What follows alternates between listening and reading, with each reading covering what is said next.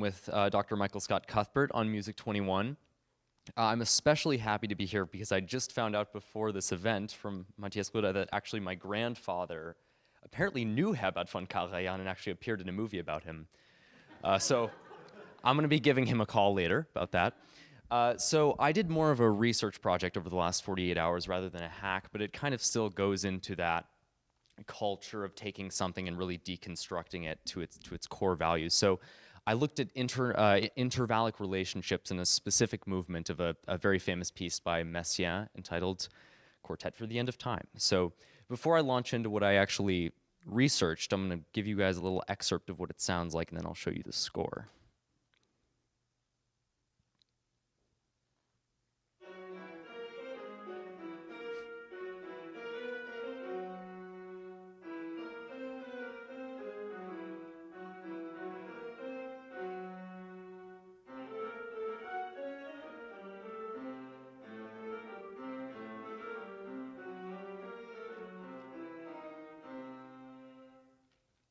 Yeah, great piece, a lot going on there.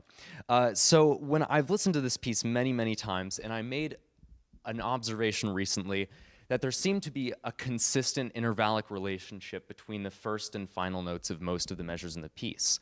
There was no distinct pattern, but there was certain intervallic relationships that occurred a lot more frequently than others. So for example, in these first 6 measures that you just heard, the relationship in the first measure between the first and last notes is an enharmonic major third.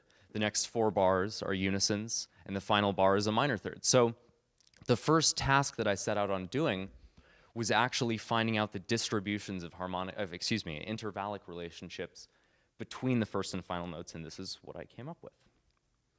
So you can see by looking at either the graph or the score that intervallic relationships such as unisons, major seconds, major thirds, augmented fourths occur very, very frequently between the first and final notes of each measure, as opposed to something like a minor seventh at the very end of the spectrum. I think in the final percentage, though, somewhere around 1.6% of the piece. So I have this graph, and I want to say, okay, we can see that there's a huge prevalence of some of these intervals, but is this an intention of Messiaen? Was this an intentional motive to have certain intervals more prevalent than others throughout the piece?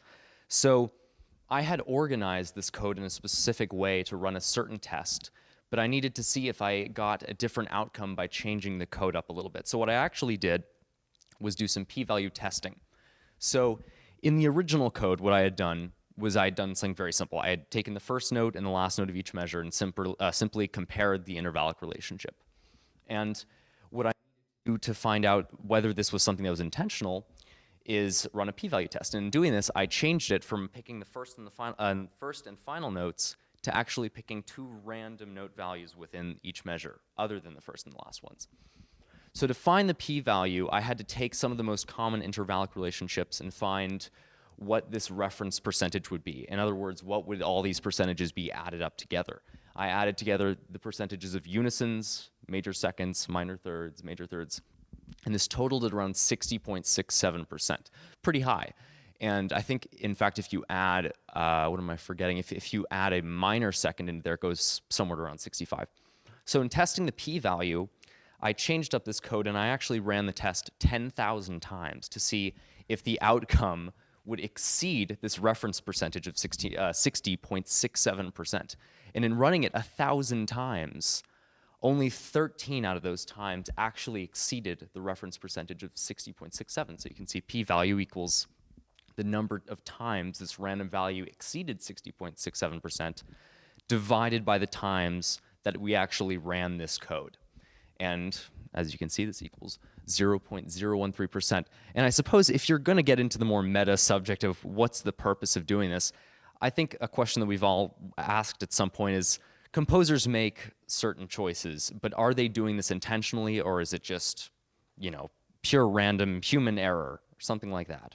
So at the end of this project, I concluded that this distribution was, of course, it was not random. It was a very, very intentional thing, and it's something that we can all learn.